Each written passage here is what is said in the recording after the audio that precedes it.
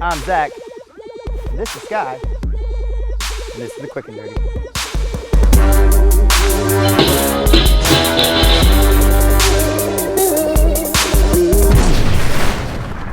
All right, guys, we're going to be continuing on with some more floor work. If you've seen some of our other videos, we got things like double Turkish get-ups, we got double kettlebell sit-ups, and they all tie together in their own aspects.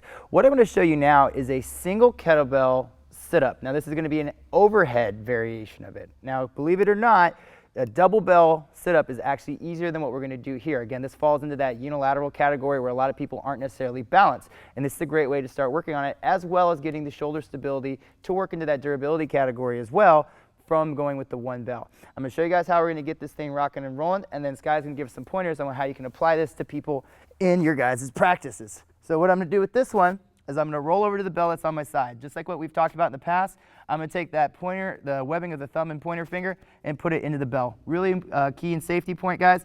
I'm going to grab this bell and pull it into my chest as I roll over. Now, I'm going to stack the arm just like what I've done with the double sit-up in the past, and I'm going to put the bell up in the air. All right? Now, I'm in my flat position pretty much like when I was going to be going up into that double sit-up. Another key point for safety, I have that thumb pointing back. I never want to have a bell over my face. All right? I think that's simple enough to see why we don't want that. So we're going to make sure we keep it here. It's also going to add in a little bit of a challenge to what we're looking for here.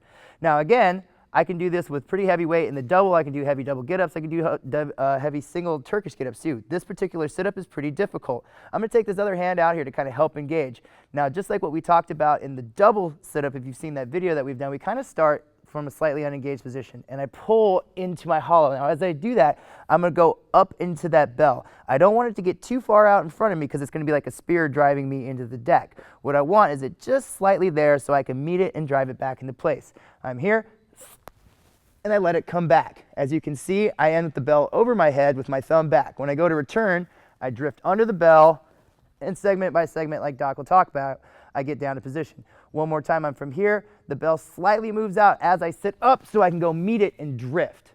Again, I'm in a nice solid position, and then I return.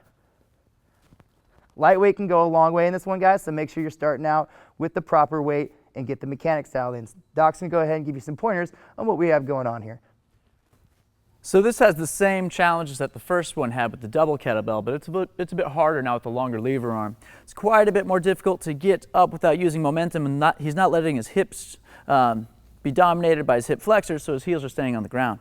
Now, why this is useful from a rehab perspective is if you have someone with some shoulder flexion dysfunction, if when they're pulling their hand up and over and through the window, if they're pinching, getting impingement, and they're getting shoulder inflammation and pain, it's oftentimes because their firing pattern is incorrect and they're basically creating their own problem here. So this is an opportunity to leave the arm in the same position and articulate your body underneath it rather than having to bring the arm up in the same dysfunctional pattern. So it's really the same thing that happens with a shoulder in a Turkish get-up, but just straight to the point and just getting to the flexion and leaving all of the lower body elements out of it.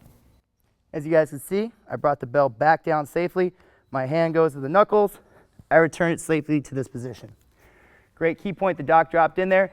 This is another great variation for the Turkish get-up. If you're having some people that are having the ability, that are not getting the ability to get their hips underneath them other stuff, you can build that great trunk strength, get them moving forward. They're also working with weight over their head in a safe environment. All good things. Click on the link above to catch up on some of our other stuff.